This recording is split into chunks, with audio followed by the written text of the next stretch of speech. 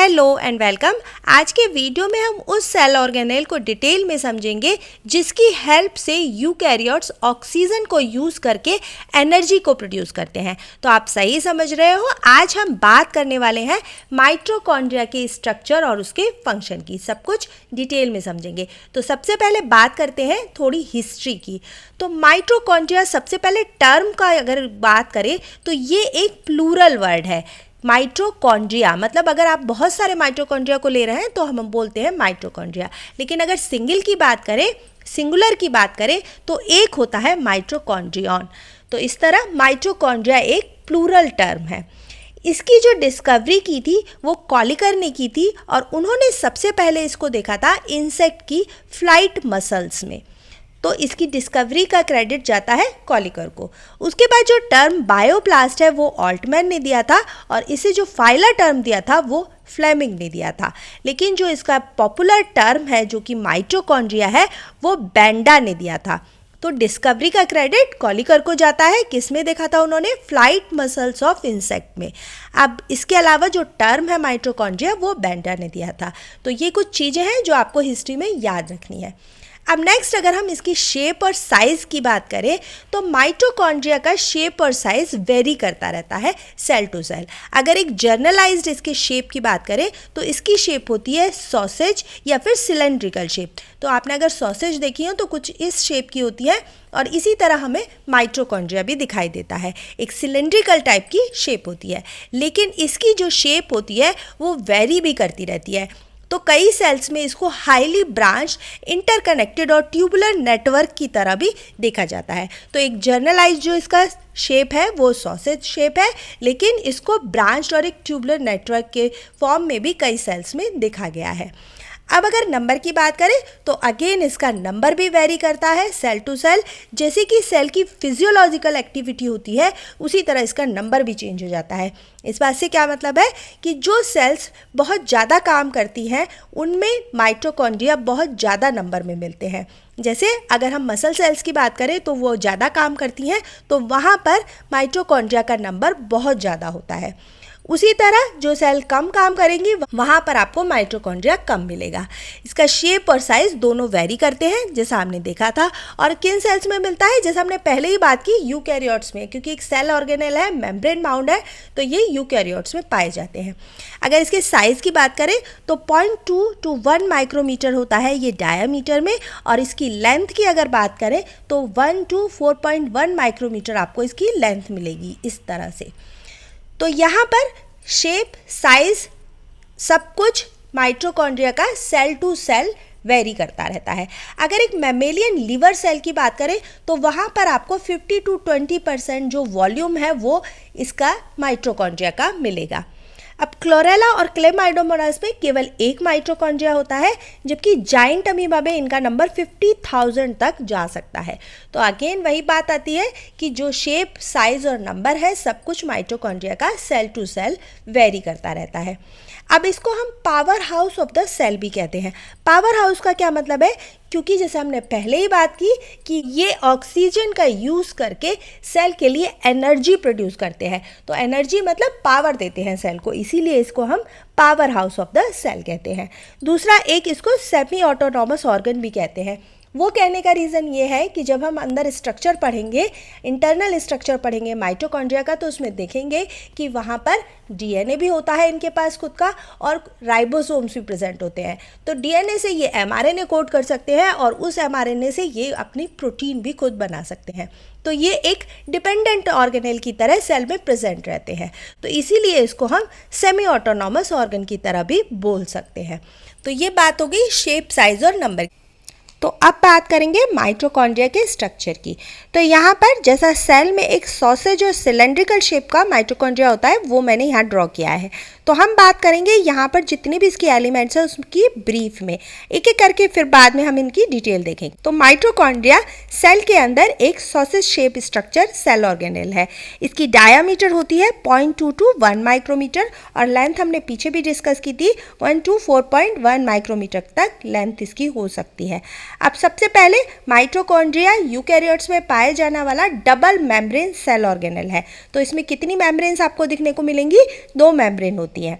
तो सबसे बाहर की तरफ एक आउटर मेम्ब्रेन होती है माइटोकॉन्ड्रिया के, और उसके अंदर हमें एक दूसरी मेम्ब्रेन मिलती है जिसे हम इनर मेम्ब्रेन कहते हैं। और ये इनर मेम्ब्रेन जो होती है वो अंदर की तरफ फोल्ड होके बनाती है क्रिस्टा। तो एक को हम बोलते हैं क्रिस्टा, और अगर कई की बात करेंगे तो इसको हम बोलेंगे क्रिस्टी। तो जितने भी अंदर की तरफ इनर मेम्ब्रेन फोल्ड होके बना रही है वो सब कहलाते हैं क्रिस्टी। अब इन दोनों मेम्ब्रेन के बीच में पाई जाती है एक इंटर मेम्ब्रेनल स्पेस। इसके बाद अंदर की तरफ इसमें जो फ्लूइड भरा रहता है उसको हम बोलते हैं मैट्रिक्स, या फिर आप मोर स्पेसिफिकली बोल सकते हो माइटोकॉन्ड्रियल मैट्रिक्स। इस मैट्रिक्स के अंदर माइटोकॉन्ड्रिया का डीएनए प्रेजेंट होता है जो कि एक सर्कुलर डीएनए होता है, और इसमें राइबोसोम भी होते हैं, जैसे हमने पीछे भी बात की। तो ये राइबोसोम क्या करते हैं, तो जो एमआरएनए कोड होके आता है डीएनए से, उसको कोड करके प्रोटीन बनाने का काम इन राइबोसोम्स का होता है। माइटोकॉन्ड्रिया में हमने सबसे पहले देखी आउटर मेम्ब्रेन, उसके बाद इनर मेम्ब्रेन जो अंदर की तरफ फोल्ड होके क्रिस्टी बनाती है। उसके बाद इन दोनों मेम्ब्रेन के बीच में होता है इंटर मेम्ब्रेनल स्पेस। माइटोकॉन्ड्रिया के अंदर जो फ्लूइड भरा रहता है उसको हम बोलते हैं माइटोकॉन्ड्रियल मैट्रिक्स। इसके अंदर राइबोसोम मिलते हैं और डीएनए भी पाए जाते हैं। कुछ डायग्राम्स में या कुछ बुक्स में आपको यहाँ पर कुछ ऐसे स्ट्रक्चर भी दिखाई दे रहे होंगे जो कि कहलाते हैं एटीपी सिंथेस। जैसे कि हम जानते हैं कि माइटोकॉन्ड्रिया एटीपी बनाता है सेल के लिए, तो यहाँ पर इसके क्रिस्टी के ऊपर आपको कुछ एटीपी सिंथेस भी दिखाई दे सकते हैं। तो ये हो गया एक ओवरऑल स्ट्रक्चर। अब हम एक एक करके इसके जितने भी एलिमेंट्स हैं उनको डिटेल में देखेंगे। तो सबसे पहले बात करेंगे आउटर मेम्ब्रेन की। तो अगर माइटोकॉन्ड्रिया की आउटर मेम्ब्रेन की बात करें तो ये बनी होती है 50% लिपिड की वेट के अकॉर्डिंग, और इसमें बहुत सारे एंजाइम्स होते हैं। तो आउटर मेम्ब्रेन है, इसकी लिपिड ज़्यादा होता है, और ये जो इसकी मेम्ब्रेन है इसमें कई तरह के पोरिन्स होते हैं जो कि इस मेम्ब्रेन को परमिएबल बनाते हैं। तो ये जो माइटोकॉन्ड्रिया की आउटर मेम्ब्रेन होती है ये परमिएबल होती है, मतलब ये सब कुछ अंदर आना जाना अलाउ करती है। इसमें एटीपी है, एनएडी है, सब कुछ इजीली अंदर आ सकता है। तो ये बात हो गई आउटर मेम्ब्रेन की। तो अब नेक्स्ट मेम्ब्रेन जो कि हम कहते हैं इनर मेम्ब्रेन। तो इनर मेम्ब्रेन अंदर की तरफ पाई जाने वाली मेम्ब्रेन है माइटोकॉन्ड्रिया पर। अब ये मेम्ब्रेन अंदर की तरफ फोल्ड होकर क्रिस्टी बनाती है। जैसे हमने बात की, एक होता है क्रिस्टा, और जब बहुत सारे प्रेजेंट होते हैं तो हम इसको क्रिस्टी कहते हैं। तो ये क्रिस्टी किस लिए बनते हैं, क्योंकि इससे क्या होता है कि अंदर की जो मेम्ब्रेन होती है उसका सरफेस एरिया इंक्रीज हो जाता है, जिससे कि एरोबिक रेस्पिरेशन के टाइम पर एटीपी का फॉर्मेशन ज़्यादा होता है। तो यहाँ पर हमने पीछे भी बात की कि क्रिस्टी के ऊपर पाए जाते हैं एटीपी सिंथेस। तो जितना ज़्यादा एरिया होगा उतने ज़्यादा एटीपी सिंथेस प्रेजेंट होंगे, और इनके जितने ज़्यादा नंबर होंगे उतना ही ज़्यादा एनर्जी प्रोड्यूस होने में हेल्प मिलेगी। इनर मेम्ब्रेन में बहुत हाई प्रोटीन प्रेजेंट होता है, जबकि हमने आउटर मेम्ब्रेन में देखा कि लिपिड ज़्यादा प्रेजेंट होता है। इनर माइटोकॉन्ड्रियल मेम्ब्रेन एक हाईली इम्परमिएबल मेम्ब्रेन है, मतलब ये किसी को भी अलाउ नहीं करती अंटिल की प्रोटीन ट्रांसपोर्टर्स या ट्रांसपोर्टर्स प्रेजेंट हो इसके लिए अंदर जाने के लिए। तो मैट्रिक्स में अंदर जाना ये मेम्ब्रेन अलाउ नहीं करती जब तक कि कोई ट्रांसपोर्टर अवेलेबल नहीं है। तो ये बात हो गई इनर मेम्ब्रेन की। अब नेक्स्ट अगर हम इसके माइटोकॉन्ड्रियल मैट्रिक्स में देखें, जो ये फ्लूइड प्रेजेंट होता है, इसमें हमें राइबोसोम मिलता है, डीएनए मिलता है, एंजाइम मिलते हैं जो कि क्रेब्स साइकिल और उसके बाद इलेक्ट्रॉन ट्रांसपोर्ट चेन में भी हेल्प करते हैं। तो यहाँ पर माइटोकॉन्ड्रियल मैट्रिक्स में राइबोसोम और डीएनए के अलावा कुछ एंजाइम्स भी प्रेजेंट होते हैं। तो ये बात हो गई स्ट्रक्चर की। तो हमने पीछे बात की कि माइटोकॉन्ड्रिया को power house of the cell कहते हैं, मतलब इसमें एटीपी का प्रोडक्शन होता है। तो ये एनर्जी या एटीपी कहाँ प्रोड्यूस होती है, हमने पीछे भी देखा कि क्रिस्टी की सरफेस पर कुछ एटीपी सिंथेस पाए जाते हैं, ये एंजाइम होते हैं और इनसे एटीपी का प्रोडक्शन होता है। तो क्योंकि एटीपी सिंथेस प्रेजेंट होता है इनर माइटोकॉन्ड्रियल मेम्ब्रेन में, तो इसका स्ट्रक्चर और फंक्शन माइटोकॉन्ड्रिया के फंक्शन में ही कंसीडर किया जाता है। तो हम यहाँ पर इसका स्ट्रक्चर और फंक्शन समझ लेते हैं, जिससे कि माइटोकॉन्ड्रिया का फंक्शन में आने वाले क्वेश्चन भी कवर हो सके। तो यहाँ पर अगर इसके स्ट्रक्चर की बात करें तो एटीपी सिंथेस इसको बोलते हैं, इसके अलावा ऑक्सीसोम, और इसके अलावा इसको एटीपी सिंथेटेज भी कहते हैं। तो किसी भी वर्ड के लास्ट में अगर आपको एएस या एज लिखा दिखता है तो इसका मतलब है कि वो एंजाइम है। तो यहाँ पर एटीपी सिंथेस भी एक एंजाइम होता है, और ये मिलकर बना होता है दो कंपोनेंट से। कौन कौन से दो कंपोनेंट हैं, एक होता है F1 और दूसरे को हम FO या F0 कहते हैं। तो यहाँ पर आपको दिख रहा होगा F1। अब ये F1 जो होता है ये 5 टाइप्स की पॉलीपेप्टाइड चेन से मिलकर बना होता है, जो कि नंबर में टोटल 9 होती हैं, तो मतलब कुछ रिपीट हो रही हैं। तो यहाँ पर अल्फ़ा की 3, बीटा की 3, गामा, डेल्टा, एप्सिलॉन ये एक एक होती है नंबर में। तो जो ये अल्फ़ा और बीटा जो पॉलीपेप्टाइड की चेन होती है ये ऑल्टरनेटिवली अरेंज रहती है। जैसे आप यहाँ पे देखो डायग्राम में, ये alpha beta alpha beta alpha beta, ये ठीक इसी तरह अरेंज होती है जैसे ऑरेंज में उसकी फाँक लगी होती है ना, एक के बाद एक। तो यहाँ पर हेड या F1 पार्ट में इसकी पॉलीपेप्टाइड की चेन रिपीटेड मैनर में लगी होती है। उसके अलावा यहाँ आपको गामा और एप्सिलॉन दिख रहा होगा, और जो है डेल्टा वो यहाँ पर आपको दिख रहा होगा। तो ये इसकी 5 पॉलीपेप्टाइड की चेन हो गई। अब ये जो गामा और एप्सिलॉन है ये एज ए स्टॉक काम करता है, मतलब F1 और FO के बीच में ये इसको जोड़ने का काम करता है। तो जो FO की मतलब बेस पार्ट की जो 3 पॉलीपेप्टाइड चेन है वो है A, B और C, जिसमें B 2 होती हैं और C होती है 10 to 14। तो ये सेल टू सेल डिपेंड करती हैं, ऑर्गेनिज्म टू ऑर्गेनिज्म डिपेंड करती हैं, C की जो यूनिट होती है। तो यहाँ पर मैंने 6 आगे बनाई है और 6 इसके पीछे की तरफ है। तो इस तरह से ये 10 to 14 नंबर में वेरी करती हैं। अब ये जो B पॉलीपेप्टाइड चेन है वो आपको यहाँ दिख रही होगी और A आपको यहाँ दिख रही होगी। तो बीच का जो स्टॉक बनता है वो गामा से बनता है, लेकिन ये पूरा पार्ट आता है F1 में। तो यूनिट 2 ही है, F1 या FO आप इसको बोलते हो या F0 आप कह सकते हो। तो इस तरह से ये बनता है ATP सिंथेस का स्ट्रक्चर, जिसमें ये F1 है और नीचे वाला आपको FO दिखाई दे रहा होगा। तो जो FO होता है वो एक ट्रांस मेम्ब्रेन पार्ट है जिसको हम बेस भी कहते हैं। तो ट्रांस मेम्ब्रेन का क्या मतलब है, ये इनर माइटोकॉन्ड्रियल मेम्ब्रेन में एम्बेडेड रहता है। और जो दूसरा पार्ट होता है जिसको हम हेड या F1 बुला रहे हैं वो मैट्रिक्स की तरफ मुँह किए रहता है, और बीच का पार्ट इसका स्टॉक कहलाता है। तो ये हो गया स्ट्रक्चर ATP सिंथेस का। अब इसके फंक्शन को समझ लेते हैं। तो यहाँ पर मैंने दोनों मेम्ब्रेन ड्रॉ की है, ये है आउटर मेम्ब्रेन माइटोकॉन्ड्रिया की और ये है इनर मेम्ब्रेन। यहाँ बीच में आपको दिखाई दे रहा होगा इंटरमेम्ब्रेनल स्पेस।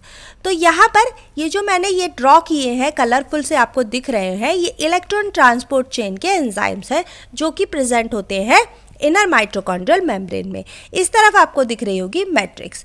तो जब इलेक्ट्रॉन ट्रांसपोर्ट चेन का प्रोसेस होता है तो यहाँ पर ये जो कॉम्प्लेक्स होते हैं इससे इलेक्ट्रॉन पास होता है एक के बाद एक। इसको हम डिटेल में तब समझेंगे जब हम रेस्पिरेशन की बात करेंगे। तो इस इलेक्ट्रॉन ट्रांसपोर्ट चेन से हम यहाँ पर ये समझ लेते हैं कि कुछ प्रोटॉन रिलीज होते हैं जो कि पंप कर दिए जाते हैं इस इंटरमेम्ब्रेनल स्पेस में। अब इन हाई एनर्जी प्रोटॉन को मैट्रिक्स की तरफ जाना पॉसिबल नहीं होता है, जैसा कि हम जानते हैं कि ये इनर माइटोकॉन्ड्रियल मेम्ब्रेन जो होती है बहुत ही ज़्यादा इम्परमिएबल होती है, तो ये इनको अलाउ नहीं करती मैट्रिक्स की तरफ जाने के लिए। तो यहाँ पर इसका क्या होता है फिर, तो ये जो प्रोटॉन प्रेजेंट होते हैं ये ATP सिंथेस के अंदर मूव कर जाते हैं। अब क्योंकि ये बहुत हाई एनर्जी प्रोटॉन है तो इनके मूव करने से क्या होता है, इस ATP सिंथेस को एनर्जी मिलती है और इसका कॉन्फॉर्मेशन चेंज होता है। तो ये रोटेट करता है और इसका कॉन्फॉर्मेशन चेंज होने लगता है। और जब इसके कॉन्फॉर्मेशन चेंज होता है तो एक कॉन्फॉर्मेशन ऐसी आती है जिसमें कि ये ADP और फॉस्फेट ग्रुप को जोड़कर दूसरी कॉन्फॉर्मेशन में ATP को रिलीज कर देता है। तो इलेक्ट्रॉन ट्रांसपोर्ट चेन से रिलीज जो हाई एनर्जी प्रोटॉन होते हैं जो कि इंटरमेम्ब्रेनल स्पेस में आ जाते हैं या पंप कर दिए जाते हैं, वो जब मैट्रिक्स की तरफ जाने का ट्राई करते हैं तो वो होकर गुजरते हैं इस ATP सिंथेस से, और इसको जो एनर्जी प्रेजेंट होती है उसको यूज़ करके ये ATP सिंथेस कॉन्फॉर्मेशन चेंज करता है अपने को रोटेट करके, और फिर ADP और फॉस्फेट ग्रुप को जोड़ के ATP बना देता है। तो इस तरह से ये ATP सिंथेस काम करता है। ये एक काफ़ी बड़ा प्रोसेस है जिसे मैंने आपको बहुत ब्रीफ में समझा दिया है। तो ये बात हुई कि ATP सिंथेस जो प्रेजेंट होता है माइटोकॉन्ड्रिया में वो किस तरह ATP बनाता है।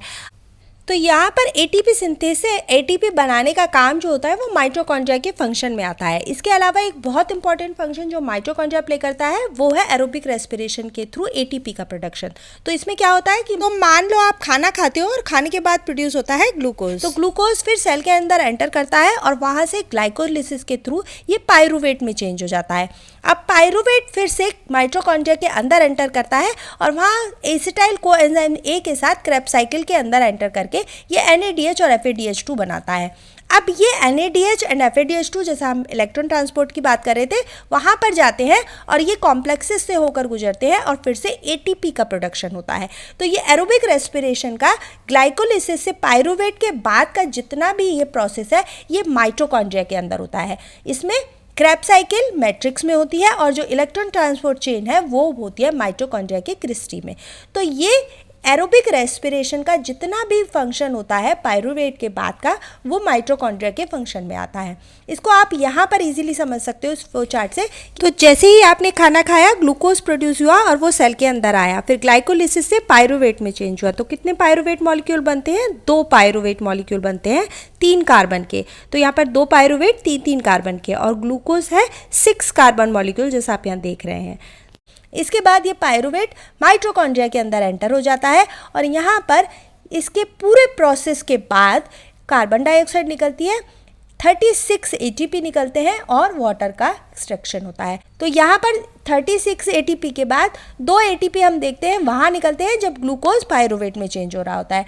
तो एक ग्लूकोज मॉलिक्यूल से टोटल 38 ATP बनते हैं अगर एरोबिक रेस्पिरेशन हो रहा है। और एरोबिक रेस्पिरेशन किसके थ्रू कंप्लीट होता है? माइटोकॉन्ड्रिया के।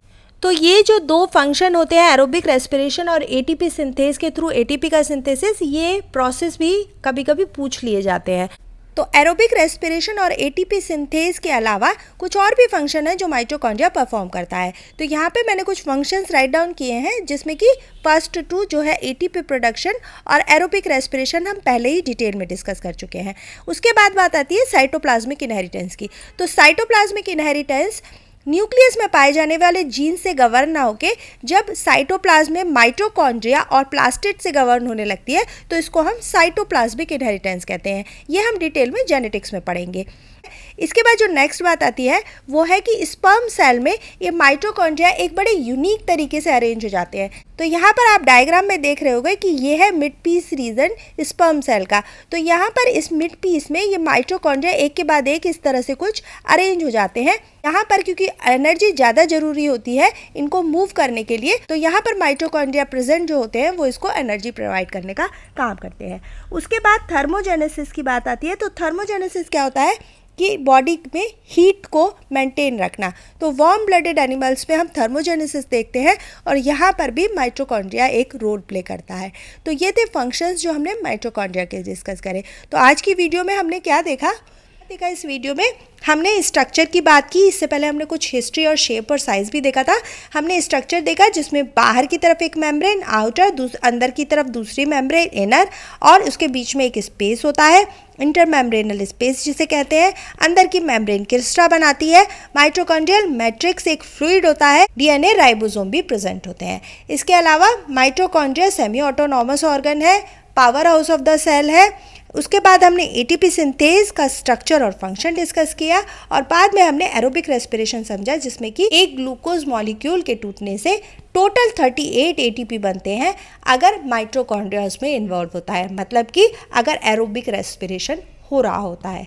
तो ये था स्ट्रक्चर ऑफ माइटोकॉन्ड्रिया और उसके फंक्शंस। आई होप आपको अच्छे से समझ में आया होगा। वीडियो पसंद आई हो तो please do like share and subscribe. मिलेंगे नेक्स्ट वीडियो में। Until then take care and bye bye.